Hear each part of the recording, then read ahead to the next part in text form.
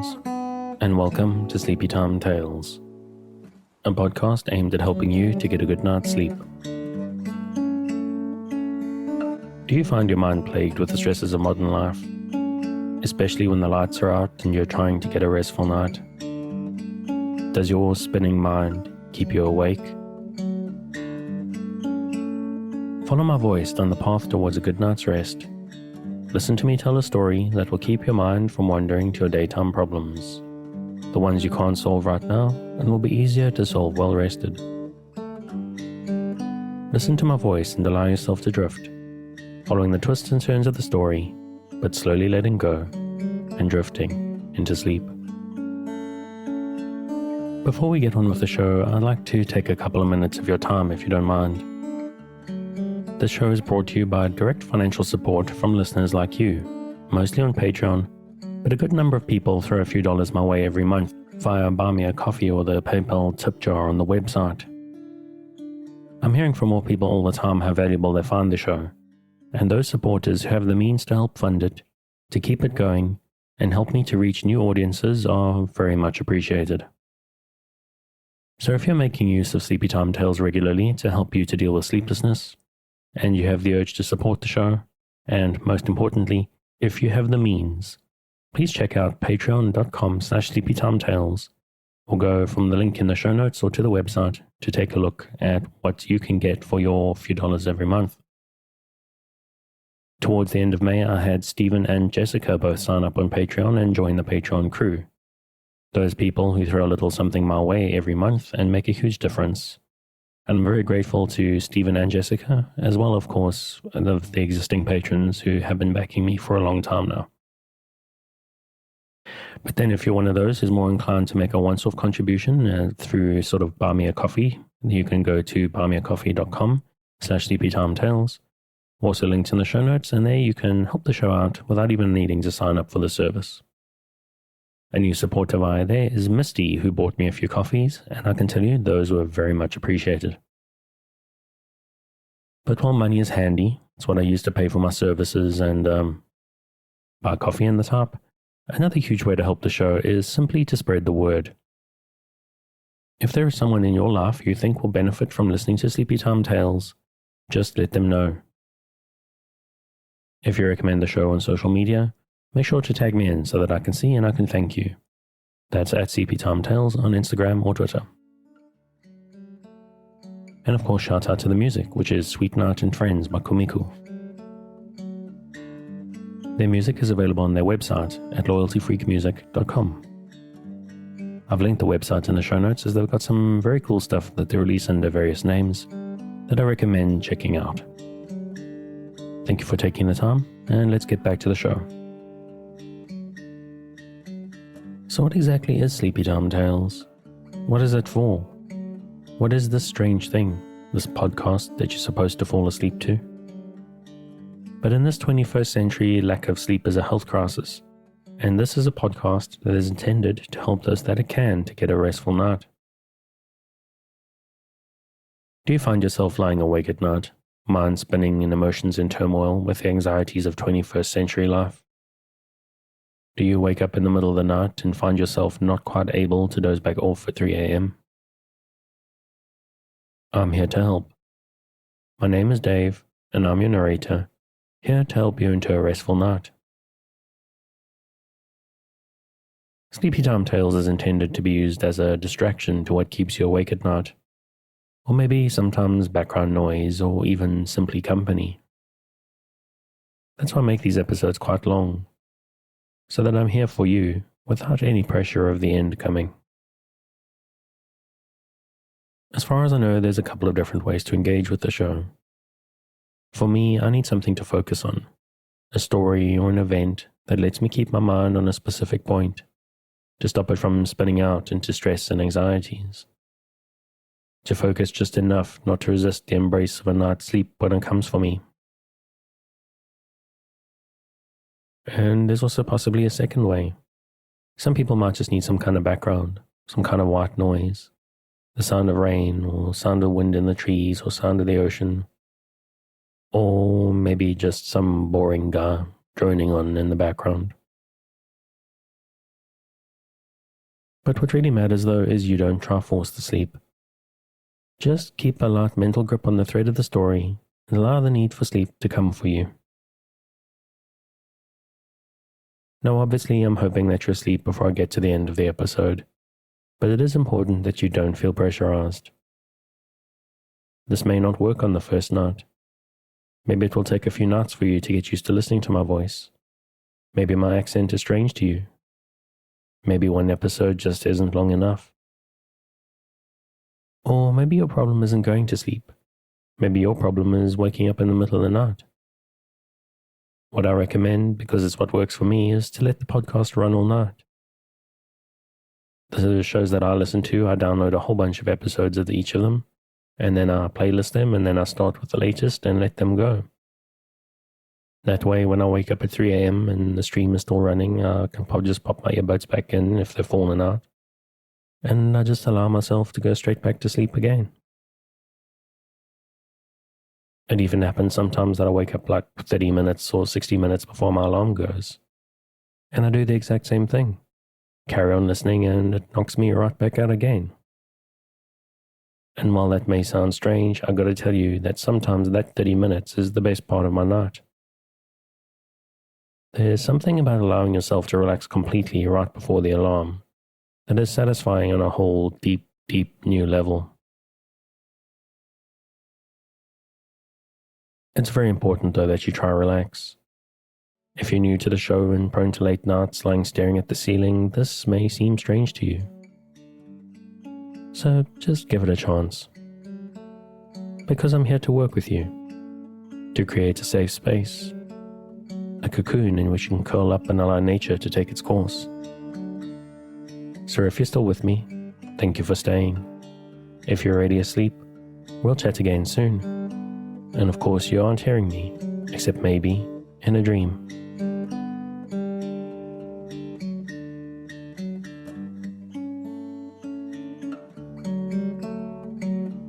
The Last Man by Mary Shelley. Chapter 2. I lived far from the busy haunts of men, and the rumour of wars or political changes came worn to a mere sound to our mountain abodes.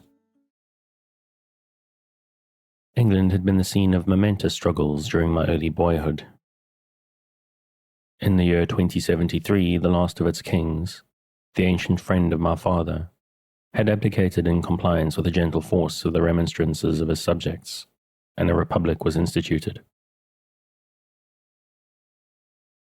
Large estates were secured to the dethroned monarch and his family.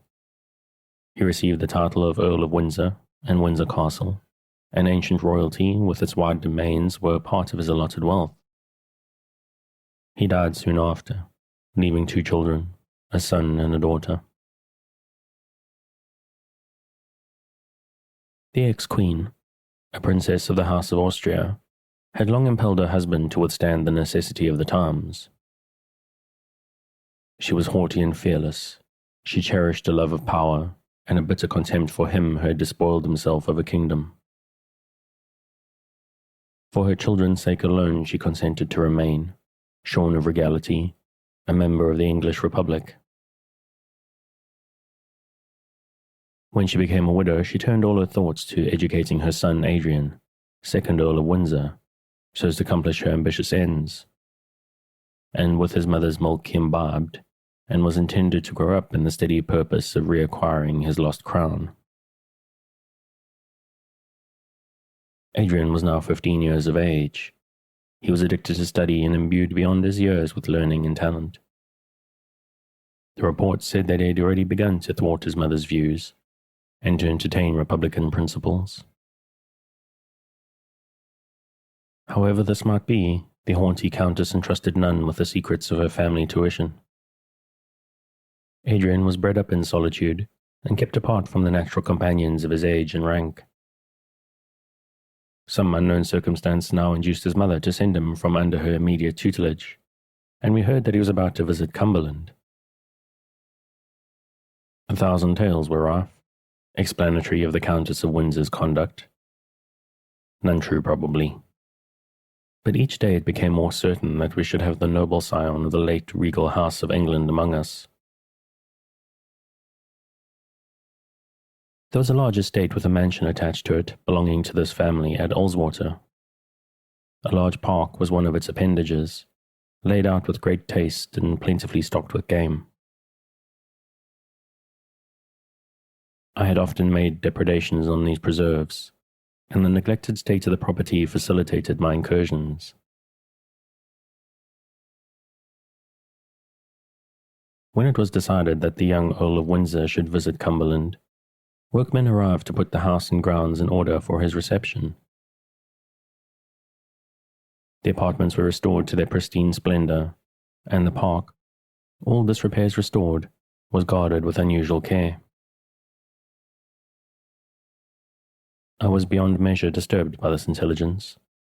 It roused all my dormant recollections, my suspended sentiments of injury, and gave rise to the new one of revenge. I could no longer attend to my occupations. All my plans and devices were forgotten. I seemed about to begin life anew, and under no good auspices. The tug of war, I thought, was now to begin. He would come triumphantly to the district to which my parents had fled broken-hearted. He would find the ill-fated offspring bequeathed with such vain confidence to his royal father, miserable paupers. That he should know of our existence, and treat us near at hand with the same contumely which his father had practiced in distance and absence, appeared to me the certain consequence of all that had gone before. Thus then I should meet this titled stripling, the son of my father's friend. He would be hedged in by servants, nobles, and the sons of nobles were his companions. All England rang with his name, and his coming, like a thunderstorm, was heard from far. While I, unlettered and unfashioned, should, if I came into contact with him, in the judgment of his courtly followers, bear evidence in my very person to the propriety of that ingratitude which had made me the degraded being I appeared.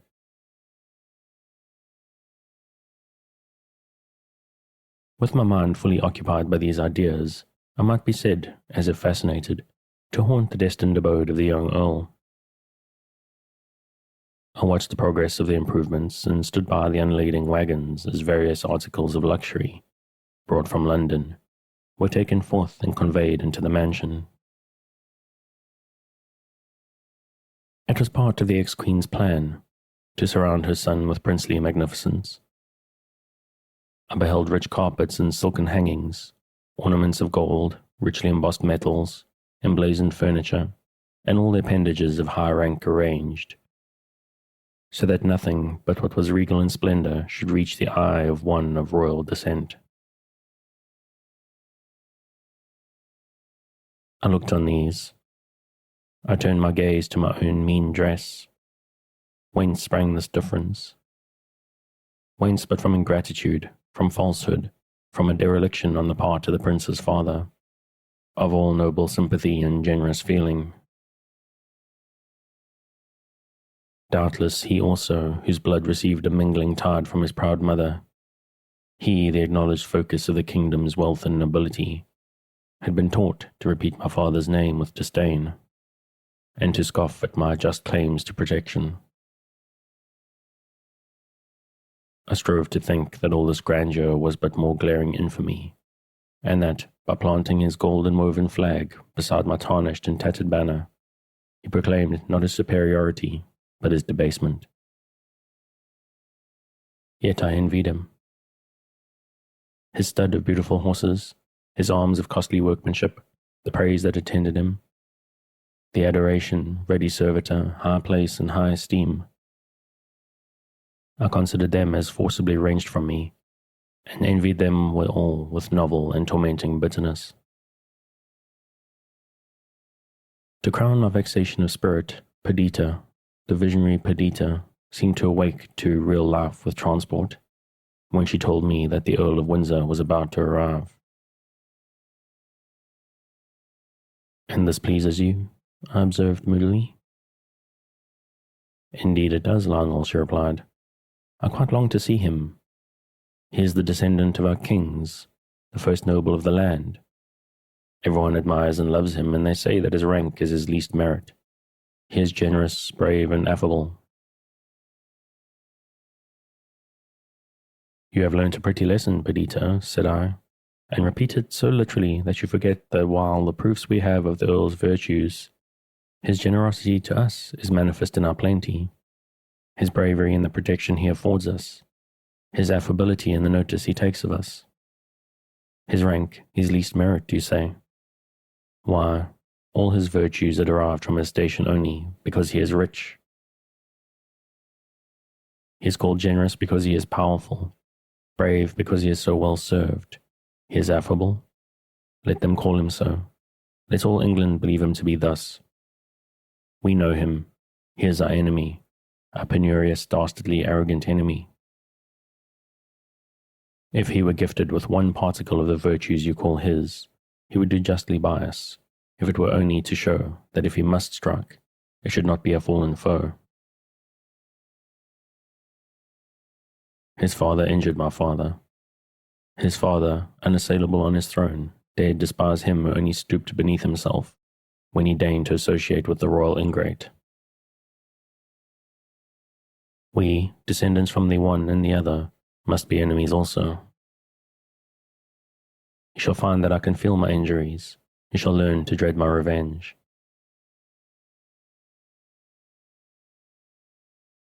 A few days after, he arrived.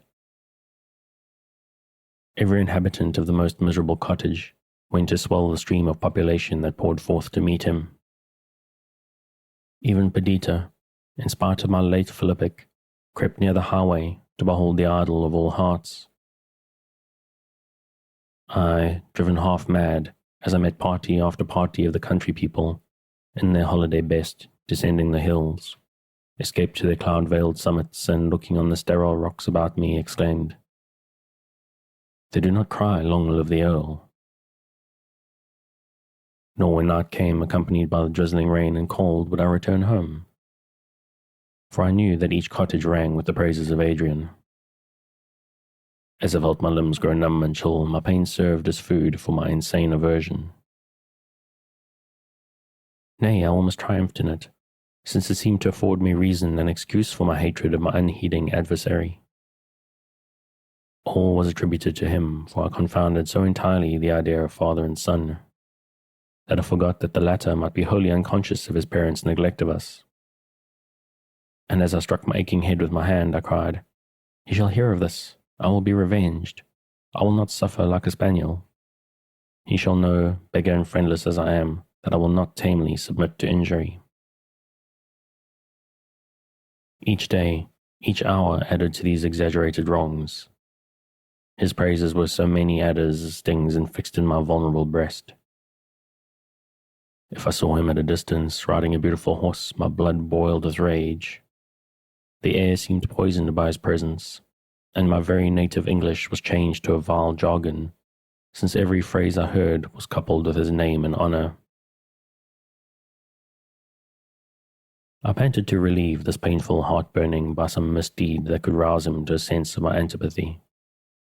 It was the height of his offending that he should occasion in me such intolerable sensations, and not deign himself to afford any demonstration that he was aware that I even lived to feel them. It soon became known that Adrian took great delight in his park and preserves. He never sported, but spent hours in watching the tribes of lovely and almost tame animals with which it was stocked, and ordered that greater care should be taken of them than ever. Here was an opening for my plans of offence, and I made use of it with all the brute impetuosity I derived from my active mode of life. I proposed the enterprising of poaching on his domain to my few remaining comrades, who were the most determined and lawless of the crew. But they all shrunk from the peril, so I was left to achieve my revenge myself. At first my exploits were unperceived. I increased in daring, footsteps on the dewy grass, torn boughs and marks of slaughter, at length betraying me to the gamekeepers. They kept better watch. I was taken and sent to prison. I entered its gloomy walls in a fit of triumphant ecstasy. "He feels me now," I cried, "and shall again and again and again." I passed but one day in confinement, In the evening I was liberated, as I was told, by the order of the Earl himself. This news precipitated me from my self-raised pinnacle of honor.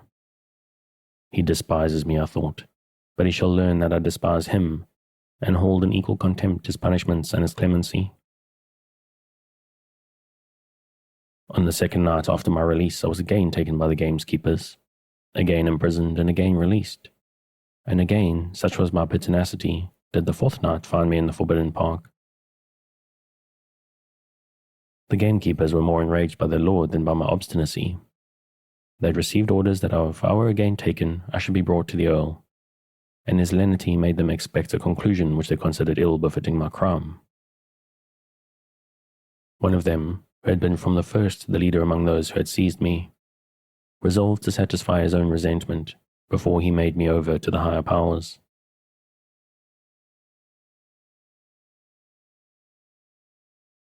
The late setting of the moon, and the extreme caution I was obliged to use in this my third expedition, consumed so much time that something like a qualm of fear came over me when I perceived dark night yield to twilight.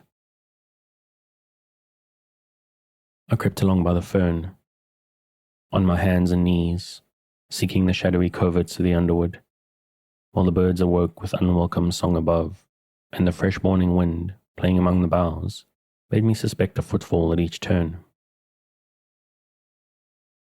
My heart beat quick as I approached the palings. My hand was on one of them. A leap would take me to the other side, when two keepers sprang from an ambush upon me. One knocked me down and then proceeded to inflict a severe horsewhipping. I started up. A knife was in my grasp. I made a plunge at his raised right arm and inflicted a deep, wide wound in his hand. The rage and yells of the wounded man, the howling execrations of his comrades, which answered with equal bitterness and fury, echoed through the dell. Morning broke more and more, ill-accordant in its celestial beauty with our brute and noisy contest. I and my enemy were still struggling when the wounded man exclaimed, "The Earl!"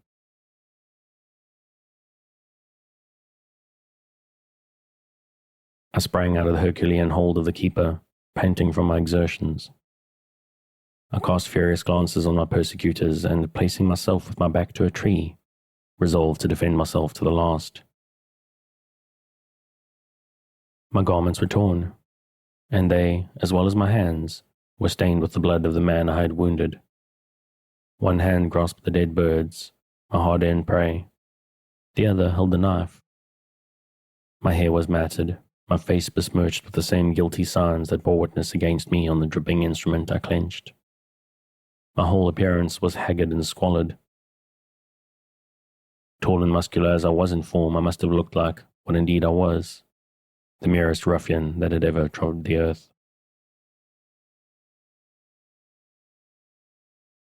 The name of the Earl startled me, and caused all the indignant blood that warmed my heart to rush into my cheeks. I'd never seen him before. I figured to myself a haughty, assuming youth who would take me to task if he deigned to speak to me, with all the arrogance of superiority. My reply was ready, a reproach I deemed calculated to sting to his very heart. He came up the while, and his appearance blew aside, with gentle western breath, my cloudy wrath. A tall, slim, fair boy with a physiognomy expressive of the excess of sensibility and refinement stood before me. The morning sunbeams tinged with gold his silken hair, and spread light and glory over his beaming countenance. "How is this?" he cried. The two men eagerly began their defence. He put them aside, saying, "Two of you at once on a mere lad? For shame." He came up to me. "Verney," he cried, "Lionel Verney, do we meet thus for the first time? We were born to be friends to each other, and though ill fortune has divided us, will you not acknowledge the hereditary bond of friendship which I trust will hereafter unite us?" As he spoke, his earnest eyes, fixed on me, seemed to read my very soul. My heart, my savage, revengeful heart, felt the influence of sweet benignity sink upon it, while his thrilling voice, like sweetest melody, awoke a mute echo within me, stirring to its depths the lifeblood in my frame. I desired to reply, to acknowledge his goodness, accept his proffered friendship, but words, fitting words, were not afforded to the rough mountaineer. I would have held out my hand, but his guilty stain restrained me. Adrian took pity on my faltering mien. "Come with me," he said. "I have much to say to you. Come home with me. You know who I am?" "Yes," I exclaimed. "I do believe that I now know you, and that you'll pardon my mistakes, my crime." Adrian smiled gently, and after giving his orders to the gamekeepers, he came up to me. Putting his arm in mine, we walked together to the mansion. It was not his rank. After all that I have said, surely it will not be suspected that it was Adrian's rank that from the first subdued my heart of hearts, and laid my entire spirit prostrate before him. Nor was it I alone who felt thus intimately his perfections. His sensibility and courtesy fascinated everyone. His vivacity, intelligence, active spirit of benevolence completed the conquest. Even at this early age he was deep-read and imbued with a spirit of high philosophy. This spirit gave a tone of irresistible persuasion to his intercourse with others, so that he seemed like an inspired musician who struck with unerring skill the lyre of the mind, and produced thence divine harmony. In person he hardly appeared of this world. His slight frame was over-informed by the soul that dwelt within. He was all mind, man but a rush against. His breast in it would have conquered his strength, but the might of his smile would have tamed a hungry lion, or caused a legion of armed men to lay their weapons at his feet. I spent the day with him. At first he did not recur to the past, or indeed to any personal occurrences. He wished probably to inspire me with confidence and give me time to gather together my scattered thoughts. He talked of general subjects and gave me ideas I had never before conceived. We sat in his library and he spoke of the old Greek sages and of the power which they had acquired over the minds of men through the force of love and wisdom only. The room was decorated with the busts of many of them, and he described the characters to me. As he spoke, I felt subject to him, and all my boasted pride and strength were subdued by the honeyed accents of this blue-eyed boy. The trim and pale domain of civilization, which I had before regarded from my wild jungle as inaccessible, had its wicket opened by him. I stepped within and felt, as I entered, that I trod my native soil.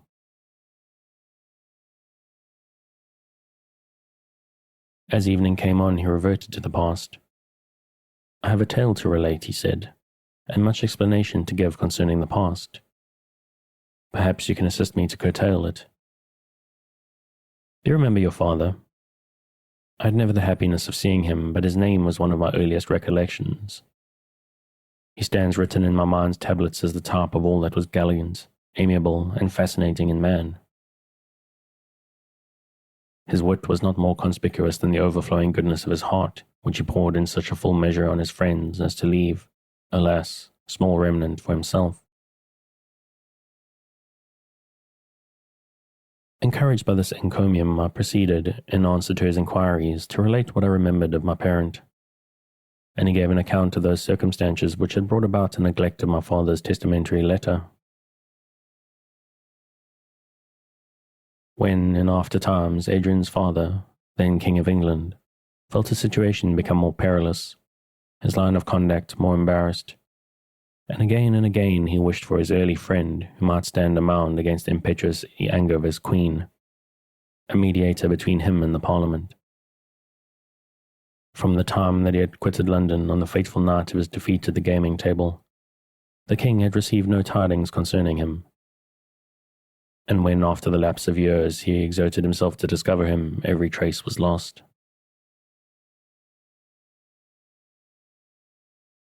With fonder regret than ever he clung to his memory and gave it in charge to his son. If ever he should meet his valued friend, in his name to bestow every succor and to assure him that to the last his attachment survived separation and silence. A short time before Adrian's visit to Cumberland, the heir of the nobleman to whom my father had confided his last appeal to his royal master put this letter, its seal unbroken, into the young earl's hands. It had been found cast aside with a mass of papers of old date, and accident alone brought it to light. Adrian read it with deep interest, and found there the living spirit of genius and wit he had so often heard commemorated. He discovered the name of the spot where my father had retreated, and where he died. He learned the existence of his orphan children, and during the short interval between his arrival at Ulswater and our meeting in the park, he had been occupied in making inquiries concerning us, and arranging a variety of plans for our benefit, preliminary to his introducing himself to our notice.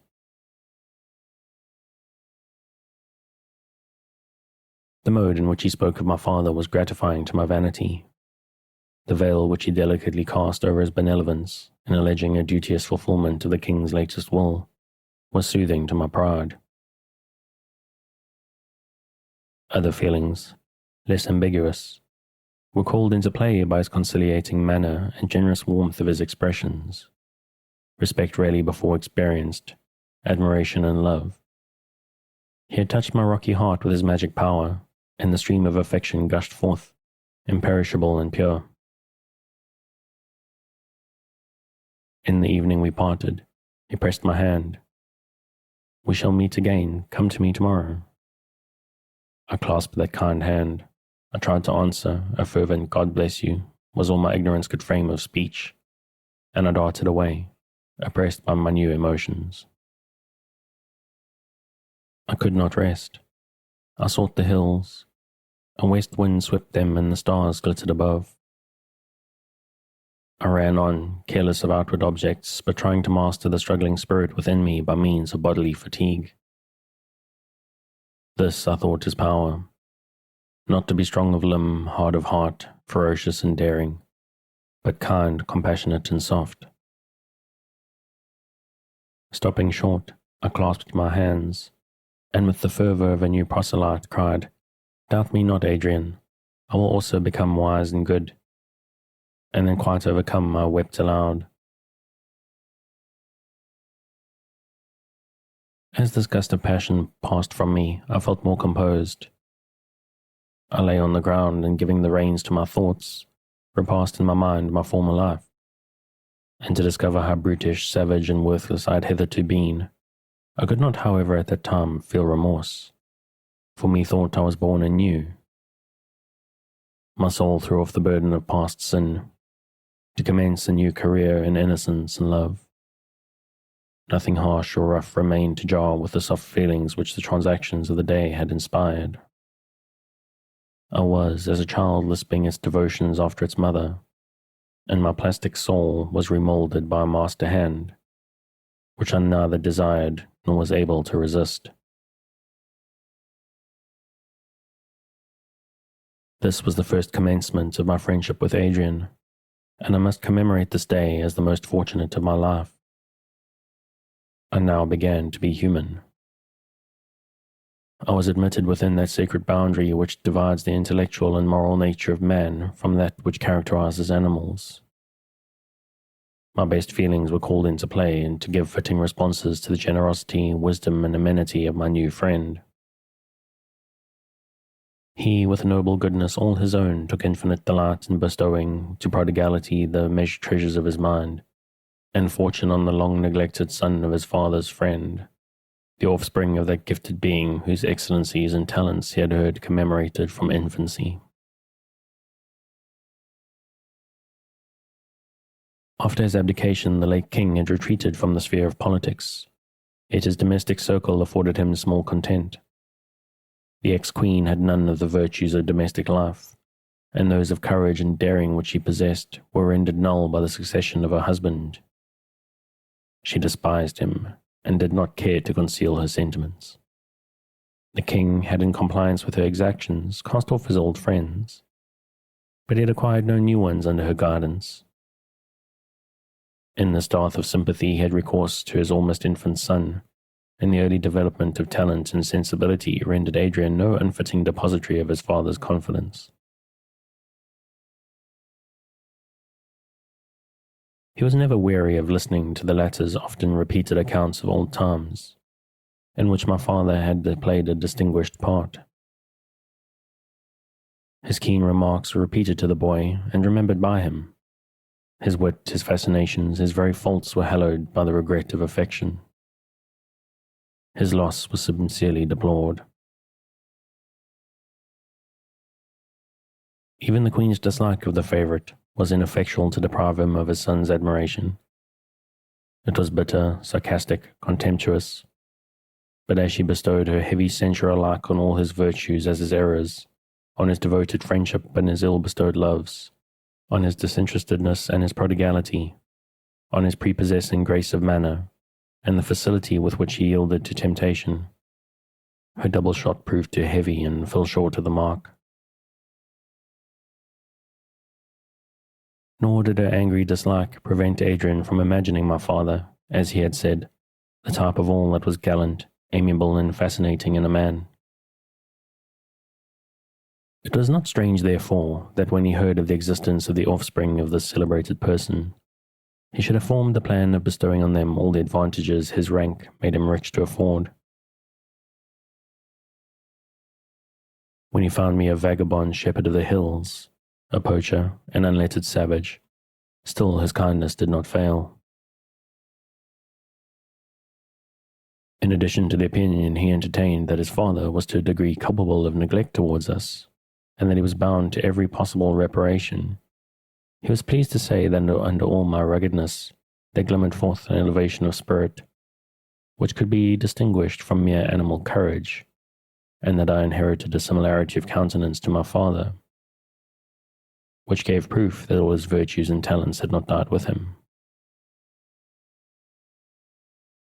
Whatever those might be which descended to me, my noble young friend resolved should not be lost for want of culture.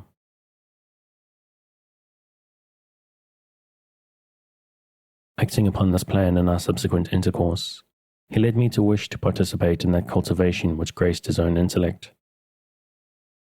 My active mind, when once it seized upon this new idea, fastened on it with extreme avidity. At first it was the great object of my ambition to rival the merits of my father, and render myself worthy of the friendship of Adrian. But curiosity soon awoke, and an earnest love of knowledge, which caused me to pass days and nights in reading and study. I was already well acquainted with what I may term the panorama of nature, the change of seasons, and the various appearances of heaven and earth. But I was at once startled and enchanted by my sudden extension of vision, when the curtain which had been drawn before the intellectual world was drawn, and I saw the universe, not only as it presented itself to my outward senses, but as it had appeared to the wisest among men. Poetry and its creations, philosophy and its researches and classifications alike, awoke the sleeping ideas in my mind, and gave me new ones. I felt as the sailor who from the topmast first discovered the shore of America, and like him I hastened to tell my companions of my discoveries in unknown regions. But I was unable to excite in any breast the same craving appetite for knowledge that existed in mine. Even Perdita was unable to understand me.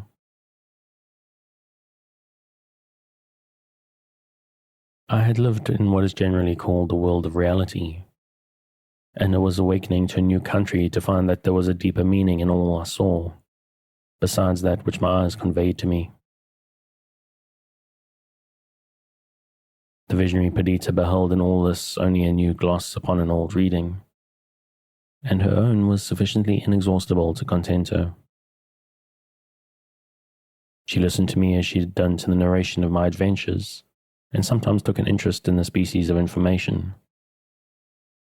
But she did not, as I did, look on it as an integral part of her being, which, having obtained, I could no more put off than the universal sense of touch.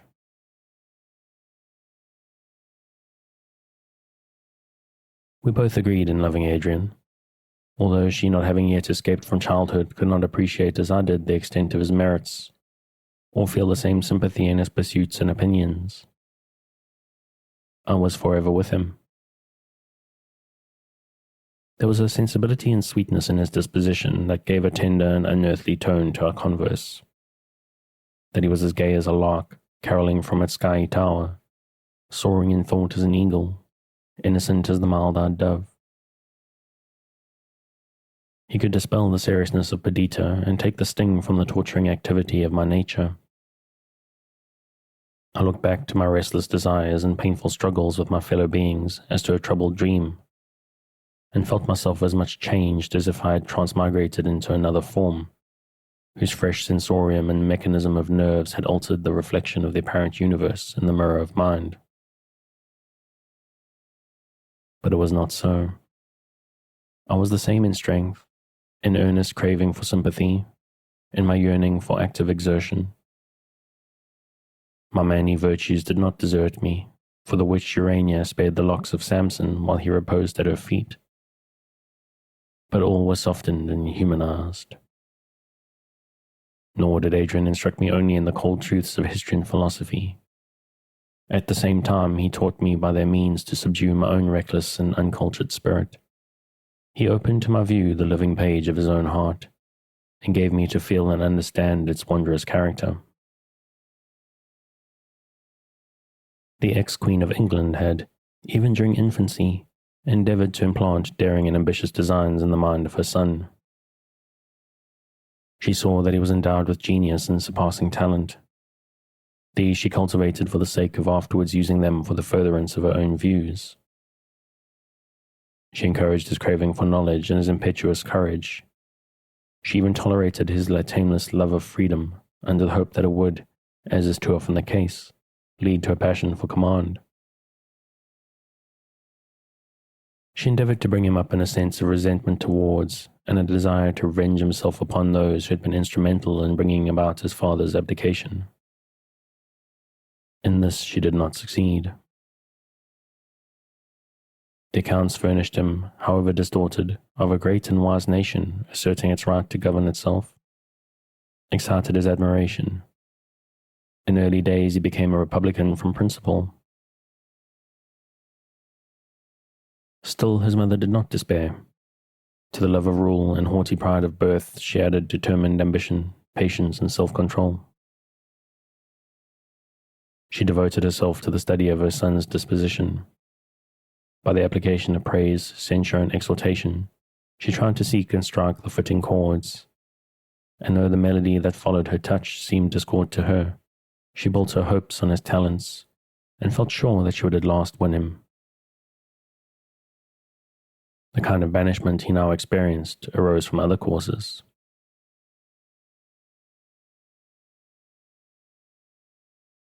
The ex-queen had also a daughter, now 12 years of age. His fairy sister, Adrian was wont to call her. A lovely, animated little thing, all sensibility and truth.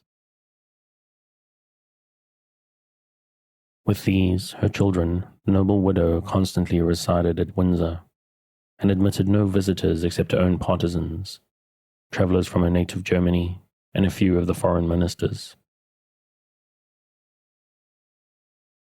Among these, and highly distinguished by her, was Prince Zaimi, ambassador to England from the Free States of Greece, and his daughter, the young Princess Evadne, passed much of her time at Windsor Castle. In company with the sprightly and clever Greek girl, the Countess would relax from her usual state. Her views with regard to her own children placed all her words and actions relative to them under restraint, but Evadne was a plaything she could in no way fear, nor were her talents and vivacity slight alleviations to the monotony of the Countess's life. Evadne was 18 years of age. Although they spent much time together at Windsor, The extreme youth of Adrian prevented any suspicion as to the nature of their intercourse, but he was ardent and tender of heart beyond the common nature of man, and had already learned to love, while the beauteous Greek smiled benignly on the boy. It was strange to me, who, though older than Adrian, had never loved, to witness the whole heart sacrifice of my friend. There was neither jealousy, inquietude, or mistrust in his sentiment. It was devotion and faith. His life had swallowed up in the existence of his beloved, and his heart beat only in unison with the pulsations that vivified hers. This was the secret law of his life. He loved and was beloved. The universe was to him a dwelling, to inhabit with his chosen one, and not either a scheme of society nor an enchainment of events that could impart to him either happiness or misery. What though life and the system of social intercourse were a wilderness, a tiger-haunted jungle? Through the midst of its errors, in the depths of its savage recesses, there was a disentangled and flowery pathway, through which they might journey in safety and delight. Their track would be like the passage of the Red Sea, which they might traverse with unwet feet, though a wall of destruction were impending on either side. Alas, why must I record the hapless delusion of this matchless specimen of humanity? What is there in our nature that is forever urging us on towards pain and misery? We are not formed for enjoyment, and however we may be attuned to the reception of pleasurable emotion, disappointment is the never-failing pilot of our life's bark, and ruthlessly carries us on to the shoals. Who was better framed than this highly gifted youth to love and be beloved, and to reap inalienable joy from an unblamed passion? If his heart had slept but a few years longer, he might have been saved, but it awoke in its infancy. It had power but no knowledge, and it was ruined, even as a too early blowing bud is nipped by the killing frost.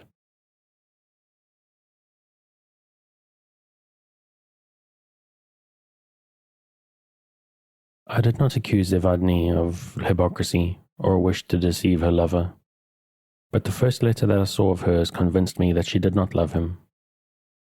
It was written with elegance, and foreigner as she was, with great command of language. The handwriting itself was exquisitely beautiful. There was something in her very paper and its folds which even I, who did not love, and was withal unskilled in such matters, could discern as being tasteful. There was much kindness, gratitude, and sweetness in her expression, but no love. Evadne was 2 years older than Adrian, and who, at 18, ever loved one so much their junior. I compared her placid epistles with the burning ones of Adrian. His soul seemed to distill itself into the words he wrote, and they breathed on the paper, bearing with them a portion of the life of love which was his life. The very writing used to exhaust him, and he would weep over them merely from the excess of emotion they awakened in his heart.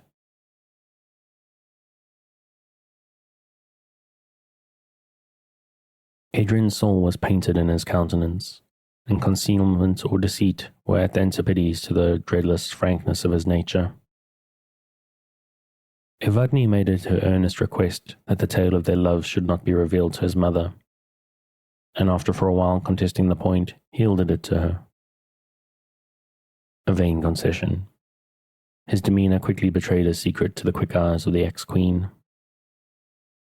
With the same wary prudence that characterized her whole conduct, she concealed her discovery, but hastened to remove her son from the sphere of the attractive Greek. He was sent to Cumberland, but the plan of correspondence between the lovers, arranged by Evadne, was effectually hidden from her. Thus the absence of Adrian, concerted for the purpose of separating, united them in firmer bonds than ever. To me he discoursed ceaselessly of his beloved Ionian. Her country, its ancient annals, its late memorable struggles, were all made to partake in her glory and excellence. He submitted to be away from her, because she commanded this submission. But for her influence, he would have declared his attachment before all England, and resisted, with unshaken constancy, his mother's opposition. Evadne's feminine prudence perceived how useless any assertion of his resolves would be, till added years gave weight to his power. Perhaps there was besides a lurking dislike to bind herself in the face of the world to one whom she did not love. Not love, at least, with that passionate enthusiasm which her heart told her she might one day feel towards another. He obeyed her injunctions, and passed a year in exile in Cumberland. And I think I'm going to leave it there. I don't know when we're going to get to the end of the world part of the story, but so far it's rather enjoyable. So if you'd like to pick it up where we're leaving off right now, you can find it as usual on Project Gutenberg at the link in the show notes.